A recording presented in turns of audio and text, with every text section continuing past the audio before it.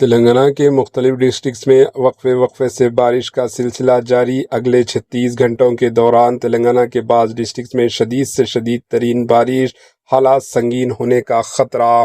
شمال مغرب خلیج بنگال میں بننے والے شدید کم دباؤ کے باعث شمال تلنگانہ کے ڈسٹرکٹس میں گزشتہ 20 گھنٹوں سے شدید سے انتہائی شدید بارش ہو رہی ہے۔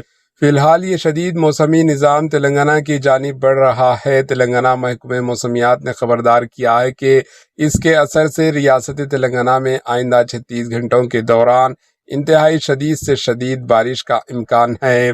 خاص طور پر 29 اور 30 جولائی 2026 کو شمال تلنگانہ کے ڈسٹرکٹس میں حالات انتہائی سنگین ہو سکتے ہیں۔ محکمہ موسمیات کے مطابق بعض علاقوں میں 300 ملی میٹر سے 450 ملی میٹر تک بارش ریکارڈ ہونے کا امکان ہے، جس کے نتیجے میں شدید سیلاب کی صورتحال پیدا ہو سکتی ہے۔ انہوں نے پنک الرٹ کے تحت آنے والے ڈسٹرکٹس کے عوام کو فوری طور پر متحد الرٹ اور ضلع انتظامیہ سے پیشگی حفاظتی اقدامات کرنے کی اپیل کی۔